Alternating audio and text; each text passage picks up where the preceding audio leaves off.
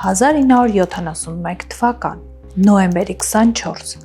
Ամերիկայի Միացյալ Նահանգներ, իսկ ավելի կոնկրետ Պորտլանդի օդանավակայան, 14:50 Northwest Orient Airlines-ի գրանցման սեղանին մոտենում է մի տղամարդ։ Տեսքից 40-ից 45 տարեկան տղամարդ էր, բարետես, ով կրում էր սև դասական կոստյում և մեծ արևային ակնոց։ Նա մոտենում է գրանցման սեղանին և վերցնում է վերջին պահին տոմս մի ուղղությամբ դեպի Սիեթլ 305 չվերթի համար։ Թռիչքը կարճ էր տևելու, ընդամենը 30 րոպե, այսինքն չէին հասցնելու բաժանել խմիչքները և ուտելիքը, երբ ինքնաթիռը նորից հետ էր իջնելու։ 14:59 րոպե, երբ բոլոր ուղևորները արդեն ինքնաթիռում էին, տղամարդը, որը մինչ այդ ներկայացել էր որպես Դեն Կուպեր, մտնում է ինքնաթիռ։ Նա մոտենում է 18-րդ շարքին, որը համարյա թե գտնվում էր ինքնաթիռի պոչում, նստում է իր տեղում և խնդրում է իրեն բերել բուրբոն 7up-ով, այսինքն գազավորված ըմպելիքով։ Ինքնաթիռը բարձրանում է օդ։ Թռիչքի առաջին իսկ րոպեներից Դեն Կուպերը հանգիստ նստած էր իր տեղում, վայելում էր իր բուրբոնը գազավորված ըմպելիքով և իր ծխախոտը։ Այո, դուք ճիշտ լսեցիք, ծխախոտը, որովհետև 70-ական թվականներին դեռևս թույլ էր տրվում ուղևորներին ծխել հենց ինքնաթիռի սրահում։ Թռիչքից ընդամենը մի քանի րոպե հետո Դեն Կուպերը դիմում է իր առջև նստած բորտ ուղեկցորդուհուն և նրան փոխանցում է մի փոքրիկ ծալված թղթի կտոր։ Բորտ ուղեկցորդուհին թղթի կտորը վերցնում է և դնում է իր գրպանը ու առանձնապես մեծ նշանակություն դրան չի տալիս, որովհետև ինքը բարետեսկին էր և սովոր էր, որ տղամարդ ուղևորները կարող էին իրեն այդպիսի փոքրիկ նամակներ փոխանցել։ Բայց Դեն Կուպերը ձայն է տալիս բորտ ուղեկցորդուհուն և ասում է. «Մեմ, ես խորհուրդ եմ տալիս ձեզ կարդալ նամակը հենց հիմա, որովհետև իմ մոտ ռումբ կա»։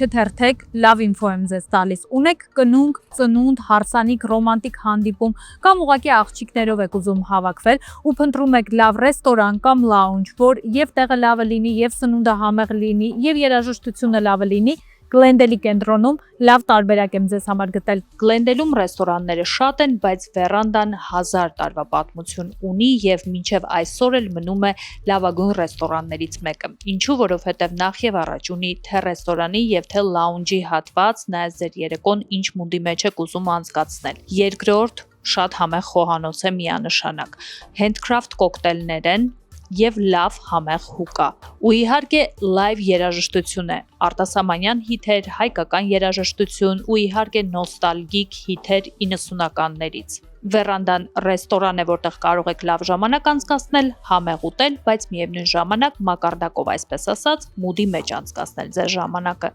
Պլյուս top location ու կողքին մեծ պարկինգ։ Իդեպ լաունջի հատվածում այստեղ ամեն հինգշաբթի հատուկ երեկո է Երևան Nights, կարող եք գալ ու լսել մեր հին ու բարի սիրված երևանյան երգերը։ Այնպես որ հաջորդ անգամ, եթե փնտրեք ռեստորան կամ լաունջ, կարող եք գալ վերանդա մի անգամից, որը 1000 տարվա պատմություն ունի ու վաղուց արդեն Գլենդելի այցեքարտերից մեկն է դարձել։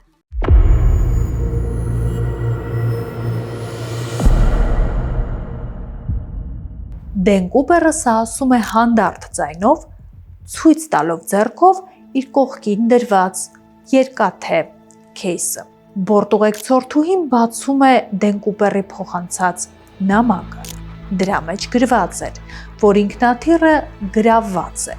Ինքը պահանջում է մոտեցնել $200,000 կանխիկով Սիեթլում, այնտեղ, որտեղ վայրեջք է կատարելու ինքնաթիռը։ Պահանջների մեջ էր նաև գումարից բացի փոխանցել 4 պարաշուտ, որից 2-ը կլիներ հիմնականը և 2-ը կլիներ պահեստայինը։ Դեն Կուպերը պահանջում էր նաև, որ վայրեջք կատարելու պես ինքնաթիռը պետք է ամբողջությամբ վերալիցքավորվի վառելիքով, որովհետև գումարը եւ պարաշուտերը ստանալուց անմիջապես հետո ինքնաթիռը նորից պետք է օդ բարձրանար եւ ուղղություն վերցներ։ Նամակը կարդալուց հետո բորտուղեկցորդուհին այլայլվում է, բայց փորձում է պահպանել արտաքին հանգստությունը ու արագ մյուս բորտուղեկցորդուհու միջոցով օդաչուին հայտնում է, թե ինչ է կատարվում ինքնաթիռի պոչի հատվածում։ Հետագա ամբողջ թռիչքի ժամանակ բորտուղեկցորդուհին նստում է Դեն Կուպերի կողքին եւ ուղեկցում է նրան մինչեւ Սիեթլ։ Հետագայում արդեն նա որպես հիմնական վկա լինելով կհիշի, որ թռիչքի ընթացքում Դեն Կուպերը շարունակում էր մնալ հանգիստ, նա նյարդային ոչ մի շարժում չէր անում ու աշխատում էր ոչ մի ավելորդ խոսակցության մեջ չմտնել։ Բայց մի կարճ խոսակցություն այնուամենայնիվ տեղի ունենում է բորտուղեկցորդուհու եւ Դեն Կուպերի միջև։ Բորտուղեկցորդուհին հարցնում է Կուպերին. ինչու է նա այդքան զայրացած եւ ում վրա է ինքն այդքան զայրացած, որ պատրաստ է ռիսկի տակ դնել տասնյակ ուղևորների կյանք։ Դեն Կուպերը երկար նայում է բորտուղեկցորդուհու վրա ու տալիս է կարճ պատասխան։ Նա ասում է, որ ոչ ոքի վրա զայրացած չէ, ինքը ուղղակի զայրացած է։ Հետագայում այս արտահայտությունը շատ կարևոր կլինի կասկածյալներ գտնելու հարցում, այնպես որ հիշեք այս արտահայտությունը։ Եվ այսպես, մոտ 30 րոպե հետո ինքնաթիռը մոտենում է Սիեթլի օդանավակայանին։ Ինքնաթիռում գտնվող մոտ 40 ուղևորը ոչ մի պատկերացում չի ունենում, թե ինչ է կատարվում ինքնաթիռի ներսում, իսկ ավելի կոնկրետ բորտ ուղեկցորդուհիների, օդաչուի եւ Դեն Կուպերի միջև։ Երկար ժամանակ ինքնաթիռը ստիպված է լինում Սիեթլի օդում ուղղակի պտտվել, որովհետև այս նույն ժամանակահատվածում արդեն ներքևում գաղտնի ծառայությունները ոստիկանության հետ համատեղ հավաքում էին Դեն Կուպերի կողմից պահանջվող $200,000 եւ պարաշուտերը, ինչպես նաև նախապատրաստում էին վերալիցքավորել ինքնաթիռը վառելիքով, բայց որպեսզի ուղևորները ոչ մի կասկած չունենան եւ ավելորդ աղմուկ ու պանիկա չբարձրանա, օդաչուն ասում է, որ անսպասելի տեխնիկական խնդիրներ են առաջացել, ինչի պատճառով իրենք մի քանի րոպե ավել պետք է պտտվեն օդանավակայանի վրայով։ Երբ գաղտնի գործակալությունը եւ ոստիկանությունը հայտնում է օդաչուին, որ գումարը եւ անհրաժեշտ պարաշուտերը պատրաստ են, ինքնաթիռը վայրեջք է կատարում Սիեթլի օդանավակայանում։ Վայրեջքը լինում է կարճ եւ կոնկրետ։ Նախ եւ առաջ փոխանցվում է $200,000, բոլորը $20 տեսքով։ Այնուհետև փոխանցվում է 4 պարաշուտ, որոնցից 2-ը լինում են հիմնականը եւ 2-ը պահեստայինը։ Ինքնաթիռը լիովին վերալիցքավորվում է վառելիքով եւ կազմ պատրաստ է լինում կրկին թռիչք իրականացնել։ Ու հենց այդ ժամանակ տեղի է ունենում անսպասելի մի բան։ Դեն Կուպերը ազատ է արձակում բոլոր ուղևորներին, որոնք գտնվում էին ինքնաթիռի սրահում եւ պահանջում է, որ իր հետ ինքնաթիռում մնան միայն օդաչուն, 2 բորտ ուղեկցորդուհիները եւ վերջ։ Վերցնելով պահանջված գումարը եւ պարաշուտերը բարձրանում են նորից օդ։ Ոչ ոք տեղեկություն չուներ, թե դեպի ուր է ուղևորվելու ինքնաթիռը, ու միայն օդ բարձրանալուց հետո Դեն Կուպերը օդաչուին տալիս է պահանջվող ուղղությունը։ Նա հրամայում է ուղղություն վերցնել դեպի հարավ, իսկ ավելի կոնկրետ դեպի Մեքսիկա։ Ինքնաթիռը պետք է թռչեր ցածր բարձրության վրա, բայց պետք է թռչեր բարձր արագության տակ։ Շոսեները պետք է բացված լինեին, իսկ որ ամենակարևորն է, ինքնաթիռը, որը ընտրել էր Դեն Կուպերը, ուներ մի յուրահատկություն։ Ինքնաթիռի հետևի հատվածում կար շարժական աստիճան եւ դուռ, որը հնարավոր էր բացել հենց թռիչքի ժամանակ։ Դա Boeing-ի այդ տեսակի յուրահատկություններից մեկն էր, եւ հետո միայն արդեն պարզ է դառնում, որ Դեն Կուպերը բոլորովին պատահական չէր ընտրել հենց այդ թռիչքը եւ հենց այդ Boeing-ի տեսակը։ Մի քանի րոպե թռչելուց հետո Դեն Կուպերը տալիս է հաջորդ հրամանը։ Նա հրամայում է բորտուղեկցորդուհիներին փակել բոլոր իլյումինատորները, այսինքն ինքնաթիռի պատուհանների վարագույրները իջեցնել։ Ինչից հետո նա հրամայում է բորտուղեկցորդուհիներին գնալ դեպի դիմացի սրահները եւ փակել դուռը, որը որ անտեսանելի կդարձներ ինքնաթիռի սրահը բորտուղեկցորդուհիների եւ օդաչուների համար։ Պահանջը կատարվում է։ Անցնում է եւս մի քանի րոպե եւ օդաչուն ու բորտուղեկցորդուհիները տարօրինակ քամի եւ սառը օդ են զգում ինքնաթիռում։ Նրանց թվում է, թե ինչ-որ բան է տեղի ունենում ինքնաթիռի հետևի հատվածում ու նույնիսկ ձայն են տալիս Դեն Կուպերին, առաջարկելով հասնել օգնության, բայց ոչ մի պատասխան չեն լսում։ Սրանից ընդամենը մի քանի րոպե հետո օդաչուն եւ բորտուղեկցորդուհիները շատ ուժեղ ցնցում են զգում ինքնաթիռի սրահում, իսկ ավելի կոնկրետ հետևի պոչի հատվածից։ Նրանք եւս մեկ անգամ ձայն են տալիս Կուպերին, բայց ոչ մի պատասխան չեն ստանում։ Թռիչքը շարունակվում է լռության մեջ։ Անցնում է եւս մի քանի րոպե։ Ինքնաթիռը գրեթե մոտենում է Մեքսիկայի տարածքին, եւ հենց այդ ժամանակ բորտուղեկցորդուհին որոշում է բացել դուռը եւ տեսնել, թե ինչ է կատարվում ինքնաթիռի սրահում ու հարցնել Կուպերին, թե որոնք են լինելու նրանց հետագա քայլերը։ Ու ինչպիսին է լինում նրա զարմանքը,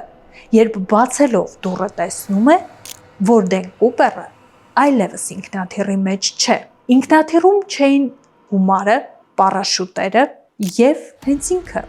Դեն Կուպերը։ Նա բառի բուն իմաստով անհետացել էր։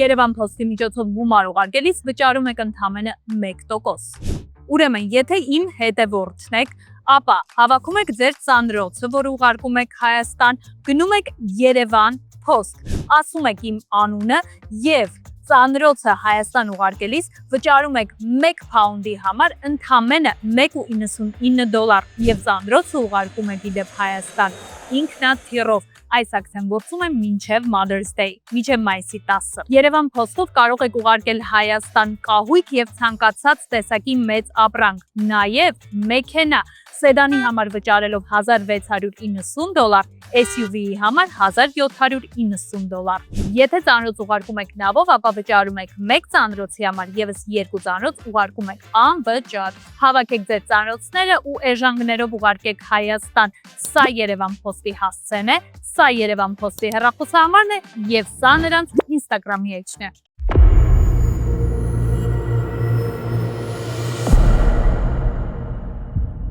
Եվ ընդամենը վայրկյաններ հետո պարզ է դառնում, թե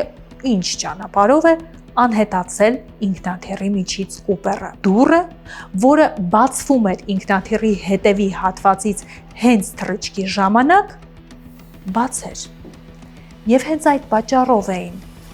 օդաչուն եւ բորտուղեկցորդուհիները մի քանի րոպե առաջ զգացել սառը քամի եւ օդ ու հենց դրա պատճառով էին զգացել ուժեղ ցնցում։ Հավանաբար հենց այն պահին, երբ նա բացել էր հետևի դուռը եւ կատարել էր թռիչք ինքնաթիռից, էկիպաժը զգացել էր սառը օդը, քամին եւ ուժեղ ցնցումը։ Հենց այս պահից սկսվում են միստիկ հարցերի շարքը։ Եվ այսպես, ինչ էր եղել Կուպերի հետ։ Ըստ մասնագետների հաշվարկի, այն պահին, երբ ենթադրաբար տեղի էր ունեցել Կուպերի թռիչքը ինքնաթիռից, ինքնաթիռը թռչում էր 3000 կիլոմետր բարձրության վրա եւ թռչում էր 300 կմ/ժ արագությամբ։ Ջերմաստիճանը մոտավորապես ինքնաթիռից դուրս եղել է 0 աստիճան ըստ Ցելսիուսի։ Իսկ այն հատվածը, որտեղ ենթադրաբար թռիչք է իրականացրել Կուպերը, իսկ դա մոտավորապես Վաշինգտոնի հարավ-արևմտյան կողմն էր, հայտնի էր նրանով, որ շատ անտառաշատ էր, կային սարեր, լեռներ եւ բավական քարքարոտ տարածք էր ու նաեւ կային բազմաթիվ գետեր։ Տարբերակ առաջին, Կուպերը օգտագործել էր իր ձեռքի տակ գտնվող պարաշուտերը եւ թռիչքներ իրականացրել, բայց հավանականությունը, որ այդ թռիչքից հետո Կուպերը ողջ առողջ կարող էր մնալ, շատ քիչ էր։ Մասնագետները հաշվարկում էին, որ եթե նա թռներ նման արագության տակ, նման բարձրությունից եւ նման տարածքում, նման եղանակային պայմաններում, որովհետեւ այն պահին, երբ Կուպերը իրականացրել էր թռիչքը, նաեւ եղել էր շատ ուժեղ քամի եւ շատ հորդառատ անձրև, ապա կար հավանականություն, որ նա ուղղակի ընկել էր եւ կոտրվել էր սարերի, քարերի, լեռների վրա կամ էլ ուղղակի մոլորվել էր անտառում, անգամ եթե բարեհաջող վայրեջք էր կատարել ու հետո արդեն ցրտի եւ անբարենպաստ եղանակային պայմանների պատճառով ուղղակի մահացել էր։ Երկրորդ տարբերակը ու երկրորդ կարևոր հարցը, եթե Կուպերը այնուամենայնիվ կարողացել էր բարեհաջող թռիչք իրականացնել, ապա ինչպես սովորական մարդը կարող էր այդքան մանրամասնորեն պլանավորել նման փառահեղ ծրագիր, ինչպես նա կարող էր հստակ հաշվարկել, թե որ րոպեին, որ տարածքով է թռչելու ինքնաթիռը, ինչ բարձրությունից եւ ինչ արագության տակ է թռչելու, որ ինքը կարողանա թռիչք իրականացնել եւ ինչպես դա անել, որպեսզի ողջ առողջ կարողանաս վայրեջք իրականացնել։ Սա իսկապես մեծ հմտություններ էր պահանջում։ Հենց դրա պատճառով էլ մասնագետները վստահ են, որ Դեն Կուպերը կատարել է թռիչք, բայց այդ թռիչքը հաջողությամբ չի ավարտվել ու հետևաբար նա կամ կոտրվել է, կամ հենց օդում է մահացել, կամ էլ ընկնելով մոլորվել է անտառների մեջ եւ ժամանակի ընթացքում ցուրտ անբարենպաստ եղանակի պատճառով մահացել է։ Բայց այստեղ մի կարևոր նյուանս կար։ Դեն Կուպերի մարմինը եւ ոչ էլ գումարը, որը նա իր հետ վերցրել էր, եւ ոչ էլ պարաշուտի մնացորդները, որով նա թռչել էր, չեն հայտնաբերվում։ Դեն Կուպերը թռել էր ինքնաթիռից, բայց նա բարի բուն իմաստով անհետացել էր օդում, իր հետ անհետացնելով նաեւ $200,000 եւ 4 պարաշուտ։ Բնականաբար բոլորին հետաքրքրում էր առաջին ու կարևոր հարցը. ով էր Դեն Կուպերը, կամ ինչպես նրան սկսում են անվանել D.B. Կուպերը։ Cooper, D.B. Cooper, D.B. Cooper. Եվ այսպես, ինչ գիտեին մարդիկ D.B. Կուպերի մասին, շատ լղոզված ինֆորմացիա։ Նախ եւ առաջ, ինչ վերաբերում էր նրա արտաքին տեսքին, ապա տարբերակները շատ տարբեր էին։ Հիմնականում ասում էին, որ տղամարդը կարող էր լինել 35-ից 50 տարեկանի սահմաններում։ Սա բավականին մեծ ինտերվալ էր մոտավոր ֆոտոռոբոտ կազմելու համար։ Ոչ ոք հստակ չէր հիշում նրա աչքերը, որովհետև այն պահին, երբ D.B. Կուպերը մտնում է ինքնաթիռ, միայն այդ ժամանակ, երբ նա առաջին կոնտակտի մեջ է մտնում առաջին բորտ ուղեկցորդուհու հետ, նա լինում է առանց ակնոցի։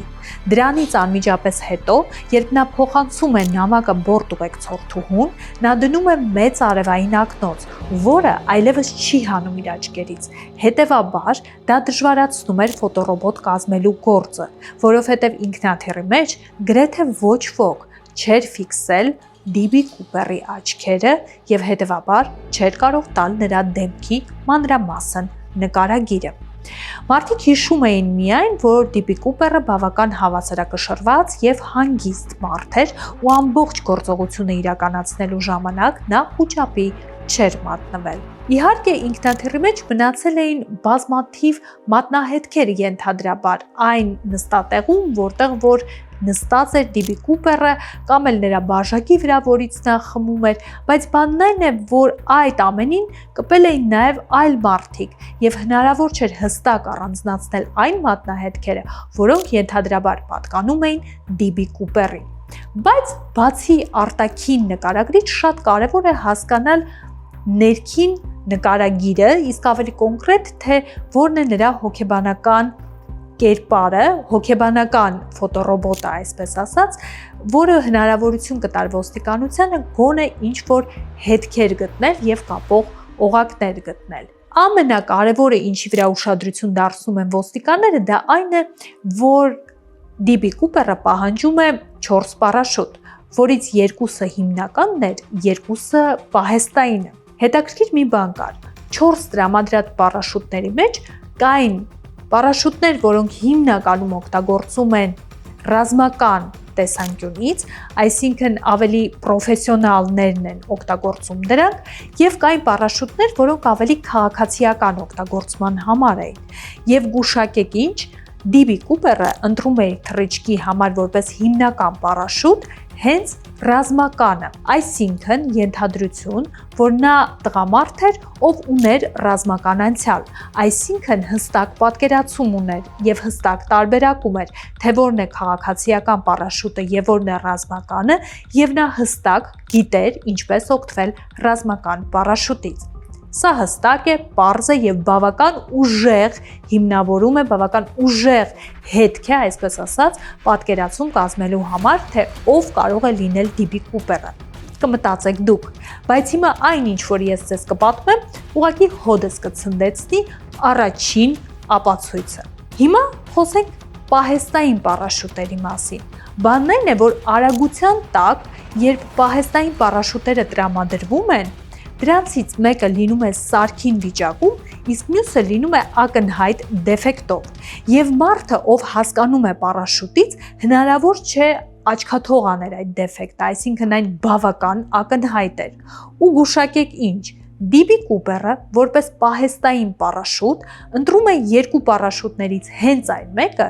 որը ուներ ակնհայտ դեֆեկտ։ Այսինքն, եթե ռազմական պարաշուտի ընտրության հարցում մենք հասկացանք, որ ամենայն հավանականությամբ DB Cooper-ը ուներ ռազմական անցյալ եւ պրոֆեսիոնալ էր, որովհետեւ նա ընտրել է ավելի բարդ պարաշուտը թռիչքն իրականացնելու համար, ապա հիմա մենք հասկանում ենք, որ նա ընտրել է ակնհայտ դեֆեկտով պարաշուտը որպես պահեստային, ինչից կարելի է եզրակացնել, որ նա առհասարակ ոչինչ չէր հասկանում պարաշուտերից եւ կարելի է նույնիսկ ենթադրել, որ առաջին ընտրությունը նա ուղղակի արել է պատահականության սկզբունքով։ Հետևաբար, շատ հավանական է, որ երկրորդ պահեստային պարաշուտի չբացվելու եւ դեֆեկտի պատճառով ուղղակի DB Cooper-ը կոտրվել է եւ բնականաբար ողջ չի մնացել։ Սա ավելի էր խճճում ու բարդացնում այն ֆոտոռոբոտը եւ հոգեբանական նկարագիրը, որը դետեկտիվները կարող էին գոնե իրենց համար կազմել։ Նաև մի հետաքրքիր նյուանս եւս կար։ DB Cooper-ը փոքրիկ զրույց է ունենում, ինչպես արդեն ասացի, բորտուղեկցորդու հետ։ Եվ երբ նրան հարցնում են, արդյոք ում վրա է նա այսքան զայրացած, DB Cooper-ը ասում է. ես ոչ մեկի վրա զայրացած չեմ, ես ուղղակի զայրացած եմ։ Դա դետեկտիվներին թույլ էր տալիս ենթադրել, որ DB Cooper-ը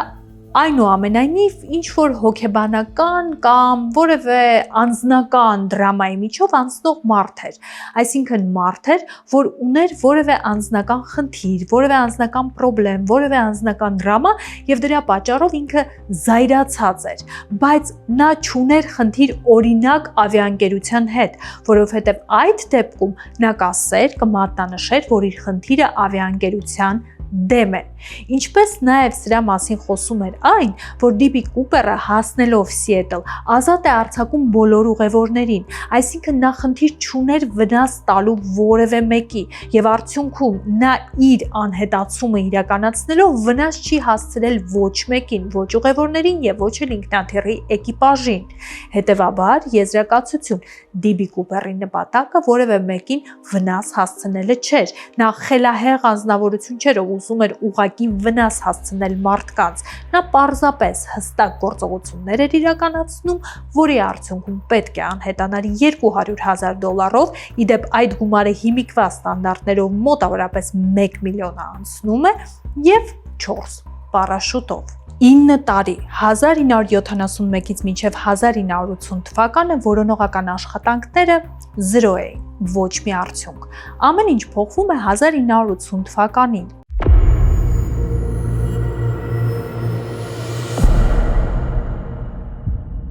էսթետիկ պրոցեդուրաները թանկ հաճույք են, իսկ մեր ունեցած բյուջեները սահմանափակ են։ Հետևաբար մենք պետք է իմանանք, որոնք են այն top պրոցեդուրաները, որոնք իսկապես պետք է անել եւ ինչի վրա իսկապես արժի ծախսել մեր ունեցած գումարը։ Ես այդ հարցի պատասխանը ձեզ համար ու ձեր փոխարեն ճշտել եմ Զառա Հարությունյանից եւ դրա համար եկել եմ Բրբանկում գտնվող նրա Zavant Aesthetics Medical Spa. Եթե մարդ բյուջետի վրա է, բայց ուզում է իր մաշկի խնամքը պահի բարձր մակարդակի վրա, ես կառաջարկեի microneedling PRP։ Դեպի 30 տարիքում մենք սկսում ենք մեր կոլագենը կորցնել։ Microneedling PRP-ն օգնում է մեզ այդ կոլագեն արտադրությունը neocollagenesis process-ը ոնց որ աշխուժ պահել։ Եվ վերջապես ինձ թվում է մի պրոցեդուրա, որ շատերին կհետաքրքրի, աչքերի rejuvenation-ի մարդ կա, մեյքափը քսելուց ասում եմ մանր կնճիռներա դուրս չի գալի։ Այդ ամենատարածված ինձ թվում է, այո։ Մարդ կա ասում է սևություն ունեմ, եւ վերջապես մարդը կա ասում է հոգնած տեսք ունեմ։ Շատ լավ ոնց որ combination treatment ունենք։ Կարող եք գալ Բրբանկում գտնվող հենց Zavant Aesthetics-ի Medical Spa, կարող եք անցնել մանրամասն կոնսուլտացիա եւ մասնագետները skin care-ից սկսած մինչեւ պրոցեդուրաներ, որոնք որ ձեզ պետք են, ամեն ինչ ձեզ մանրամասն կպատմեն։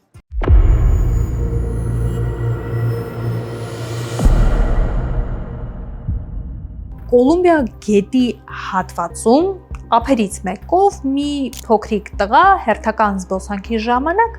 ոտքով զգում է, որ ավազի մեջ ինչ-որ բան կա։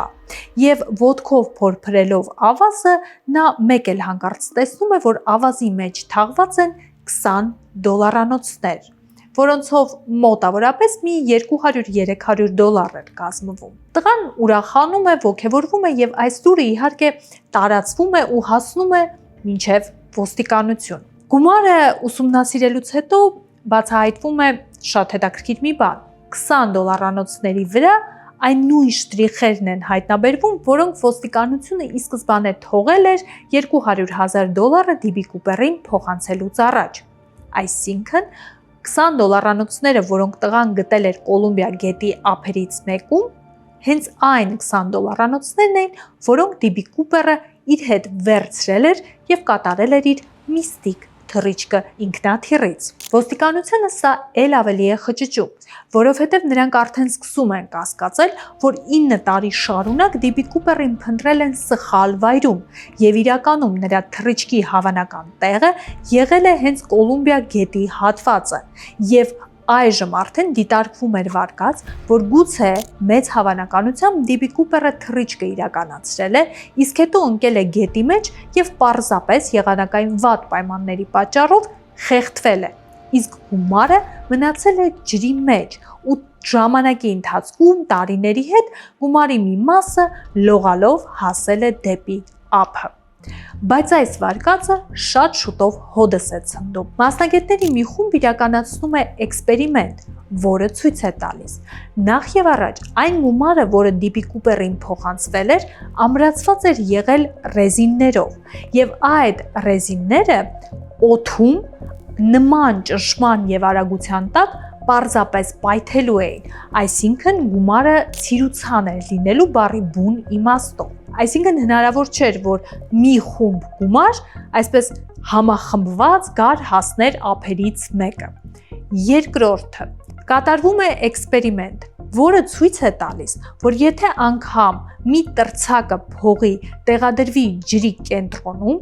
ապա ժամանակի ընթացքում ալիքները նույնիսկ խփելով այդ տրցակին եւ բերելով գումարը դեպի ափ, չէին կարողանա դրանք նորմալ վիճակում հասցնել ընդհուպ մինչև ափի ավազին։ Ինչու՞, որովհետեւ ջրի մեջ փողը, թղթադրամները թրջվելու էին եւ կպնելու էին կամ մոտակա քարերին, կամ ինչ-որ մամուռի, այսինքն որպես այդպիսի կազմ պատրաստ հատ-հատ չէին հասնելու մինչև ափը։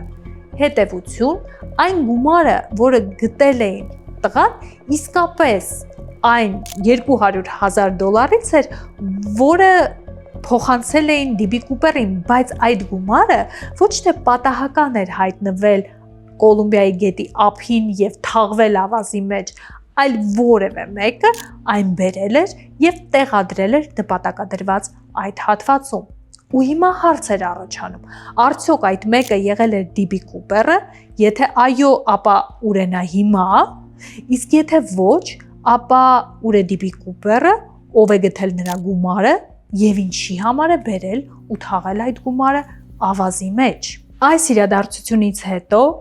այլևս չի լինում որևէ այլ հետք, որը այսպես կամ այնպես լույս կսփռի միստիկ անհետացման վրա։ Ու հիմա ամենազարմանալին, նույնիսկ այսօր, տասնամյակներ անց, ոստիկանությանը եւ գաղտնի ծառայություններին չի հաջողվել այդպես էլ բացահայտել DB Cooper-ի միստիկ անհետացման պատմությունը։ Ոչ նրա մահը, ոչ նրա ողջ լինելը, ոչինչ հնարավոր չի եղել բացահայտել։ Ու մինչև այսօր էլ DB Cooper-ի պատմությունը շարունակում է մնալ ոչ միայն Ամերիկայի, այլ նաև առհասարակ ամբողջ աշխարհի ամենամիստիկ անհետացման պատմություններից մեկը։ Ոստիկանությունը ունի մի քանի հավանական թեկնածու, թե ով կարող է լինել DB Cooper-ը։ Նորից եմ ասում, այս հավանական թեկնածուներից ով է իրականում DB Cooper-ը, ոստիկանությունը մինչև այսօր էլ չի հասկացել, բայց ես հիմա ձեզ կասեմ ամենահավանական կասկածյալներին եւ գուցե դուք կարողանաք կապել ամեն ինչ իրար եւ հասկանալ վերջապես ով կարող է լինել միստիկ այս տղամարդը։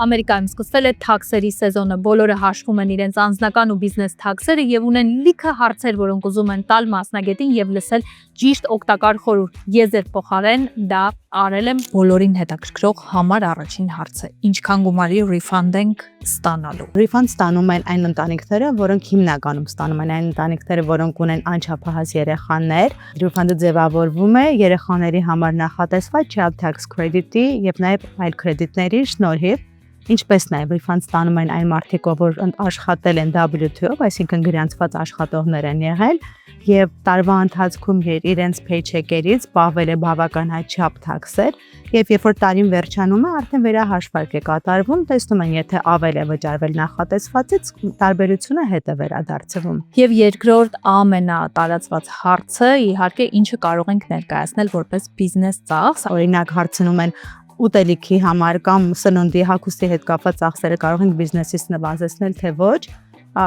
կարող եք, եթե բիզնես լանչի հետ կապված է եղել տվյալ ծախսերը կամ հագուստը բիզնեսի համար է օգտագործում հատուկ յունիֆորմա է նախատեսված, այդ դեպքում այդ ծախսը կարող է բիզնեսի համար նախատեսվել, կամ եթե մեքենա եք վարում եւ այդ մեքենան բիզնեսի համար է նախատեսված, ապա այդ ծախսերը կարող եք բիզնեսից նվազեցնել։ Լսել եմ նաև, որ հիմա շատ խստացվել է բիզնես լայսենսներ ունենալու հարցը, արդյոք դա ճիշտ ինֆո է։ Այո, դա ճիշտ ինֆո է։ Պետք է անպայման բիզնես լայսենս ձեռք բերեն եւ հակառակ դեպքում կարան տուգանքներ ստանալ դրա համար։ Դա վերաբերվում է բոլոր բիզնեսների տեսակներին, լինի դա corporation, LLC, DBA, անհատերներից, նույնիսկ այն մարդիկ, ում բիզնեսները գրանցված են իրենց տան հասցեներով, կարող են ստանալ այդ նամակները եւ տուգանքները։ Օրդորում ենք շուտ դիմել ստանալ եւ այդ հարցում, եթե դժվարանան մարդիկ, մենք կարող ենք նույնպես օգտակար լինել իրենց։ Եթե թաքսերի հետ կապված էլի հարցեր ունեք, հիշեք Y&N Document Assist-ի անունը,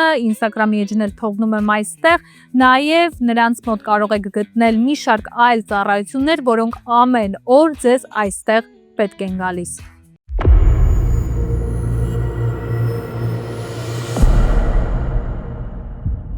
Եվ այսպես թեկնածու առաջին Ռիչարդ Մակկոյ կրտսեր։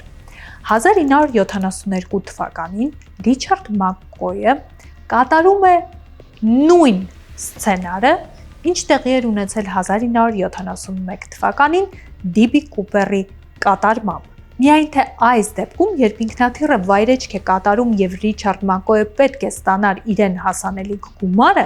ոստիկանները եւ գաղտնի ծառայությունները կարողանում են նրան ձերբակալել։ Ռիչարդ Մակկոյին դատապարտում են եւ տալիս են 45 տարվա ազատազրկում։ Ու քանի որ սցենարը խիստ նման էր 1971 թվականի սցենարին, ոստիկանները մինչև օրս էլ համոզված են, որ Ռիչարդ Մակկոյի կրտսերը ամենահավանական թեկնածուն էր DB Cooper-ի համար։ Բայց մինչև այսօր էլ ոստիկանությունը ոչ մի կապող օղակ եւ հետք չկարողացավ գտնել, որը հնարավորություն կտար ուղիղ մեղադրանք առաջարկել եւ հրապարակայնորեն ասել, որ տղամարդը, ով 1972 թվականին իրականացրել է նույն հանցագործությունը, ինչ Դեն Կուպերը իրականացրել է 1971-ին, հենց DB Կուպերն է, որովհետեւ դա ապացուցող ոչինչ չի հայտնաբերվել։ Ինչու էր ոստիկանությունը համոզված, որ Ռիչարդ Մկոյը հենց DB Կուպերն էր, բացի նրանից, որ նա ճիշտ նույն սցենարով իրականացրել էր ինքնաթիռի գրավումը եւ նույն կերպ գումար էր պահանջել ու նույն կերպ փորձում էր փախչել ոստիկաններից։ Հետաքրքիր մի բան կար։ Ռիչարդ Մակկոյը նախ եւ առաջ ծառայել էր Վիետնամում, պատերազմին էր մասնակցել եւ հետեւաբար նա պրոֆեսիոնալ պարաշուտիստ էր եղել ու գիտեր թե ինչպես օգտվել պարաշուտից, ինչպես իրականացնել ճիշտ թռիչքներ եւ ինչպես ապահով վայրեջք իրականացնել։ Դա մեկ։ Հետևաբար սա շատ նման էր այն բոլոր ունակություններին, որոնք ենթադրաբար ունեցել է DB Կուպերը։ Երկրորդ, Ռիչարդ Մակկոյը հետագայում արդեն պարզվում է, որ ուներ գլխուղեղում ուռուցք ու հետևաբար հիվանդությունը, որը օր-օրին նրա վիճակը ել ավելի էր ծանրացնում, կարող էր բացատրել հենց այն հետաքրքիր արտահայտությունը, որ DB Կուպերը անում է բորտ ուղեկցորդու հետ զրույցի ժամանակ։ Եթե հիշում եք, ես ասացի, որ նա իր խոսքում նշել էր, որ ինքը ոչ թե զայրացած է ինչ-որ մեկի վրա, այլ պարզապես զայրացած է, եւ ոստիկանությունը վստահ էր, որ հիվանդությունը, որ օր-օրի թուլացնում էր Ռիչարդ Մկկոյին, կարող էր պատճառ դառնալ, որ նա առհասարակ զայրացած լիներ, կատաղած լիներ կյանքի վրա։ Բայց ինչու ուղղակիորեն Ռիչարդ Մակկոյին չէին կարողանում կապել DB Կուպերի հետ։ Կային ակնհայտ հակափաստարկներ։ Դրանցից առաջինը այն էր, որ Ռիչարդ Մակկոյը ուներ բաց գույնի աչքեր։ Մինչդեռ առաջին բորտուղեկցորդուհին, որը միակն էր, ով DB Կուպերին տեսել էր առանց արևային ակնոցի, հստակ հիշում էր, որ DB Կուպերի աչքերը մուգ գույնի էին, ամենայն հավանականությամբ մուգ շագանակագույն։ Երկրորդ, բոլորը, ով տեսել էին DB Կուպերին, նշում էին, որ նա 35-ից 50 տարեկան տղամարդ էր, իսկ ավելի կոնկրետ 40-ից 45 տարեկանի արանքում։ Բայց այն ժամանակ, երբ տեղի էր ունեցել DB Կուպերի դեպքը, Ռիչարդ Մակկոյը 29 տարեկան է եղել, այսինքն չէր համընկնում նաև տարիքը։ Այնուամենայնիվ Ռիչարդ Մկկոյի պատմությունը շատ արագ ավարտվում է, որովհետև նրան ձերբակալում են, նա կատարում է փախուստի մի քանի փորձ եւ հերթական փորձի արդյունքում նա ուղղակի, այսպես ասած, հեռանում է այս աշխարհից ու նրա տեխնացությունը այդպես էլ օդում կախված է բնում։ Երկրորդ կասկածյալը այս տղամարդն էր, Քենեթ Կրիստենսոնը։ Ինչու էին այս տղամարդուն կասկածում, որ հենց նա է DB Կուպերը, որովհետև նա մասնակցել էր երկրորդ համաշխարհային պատերազմին եւ եղել էր հենց պարաշուտիստ, այսինքն նա շատ լավ էր տիրապետում պարաշուտով թռնելու հմտություններին։ Երկրորդը, երկար տարիներ նա աշխատել էր Northwest Airline-ում, այսինքն հենց այն նույն ավիաընկերությունում, որի Boeing-ը գրավել էր DB Կուպերը։ Ինչ էր սա նշանակում, որ Քենեթը ոչ միայն անձնական խնդիր ուներ հենց այս ավիաընկերության հետ, ինչը եւ կարող էր DB Կուպերի համար շարժառիթ հանդիսանալ ընտրել հենց այս 305 չվերթը Northwest Airline-ի, այլ նաեւ նա շատ հստակ ու շատ լավ հասկանում էր բնականաբար Boeing-ների տեսակներից, ինքնաթիռներից եւ թե որ ինքնաթիռի դեպքում ինչպես են դռները բացվում, ինչ հնարավորություններ կան այդ ինքնաթիռի ներսում եւ այլն եւ այլն։ Իսկ մենք հիշում ու հասկանում ենք, որ DB Կուպերը կարողացել էր իր ամբողջ պլանը իրականություն դարձնել մի պարզ բանի պատճառով, որովհետեւ հասկանում էր, թե ինչ մեխանիզմով է շարժական սանդուղքը բացվում հենց թռիչքի ժամանակ եւ ինչպես կարելի է հենց թռիչքի ժամանակ բացել ինքնաթիռի հետևի դուռը։ Հետևաբար սա կապում էր Քենեթի տեխնացությունը DB Կուպերի կերպարի հետ։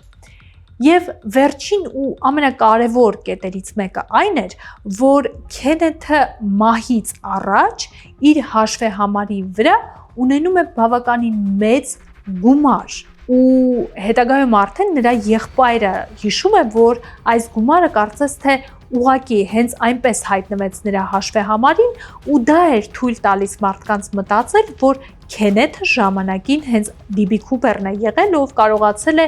անհետանալ իր հետ տանելով հազարավոր դոլարներ, բայց մինչև այսօր էլ հստակ պարզ չէ այդ գումարը իսկապես այն գումարն է, որը DB Cooper-ն է ժամանակին առգրավել, թե օրինակ Քենեթը մահից առաջ որոշել էր վաճառել իր տունը, այդ գումարը դրել էր իր հաշվեհամարի վրա եւ ուղղակի մինչև կյանքի վերջին օրերը վայելում էր դրանք։ Այս հարցերը դեռևս մնացել են անպատասխան, բայց նրա թեկնածությունը մինչև այսօր էլ ամենահավանական թեկնածուների շարքում էր ոստիկանության համար։ Եվ երրորդ հավանական թեկնածուն Դուեյն Վեբերն էր։ Դուեյն Վեբերը այս մարդը հայտնվեց ոստիկանների դիտակետում շատ պատահական ու հանկարծակի։ Նրա կինը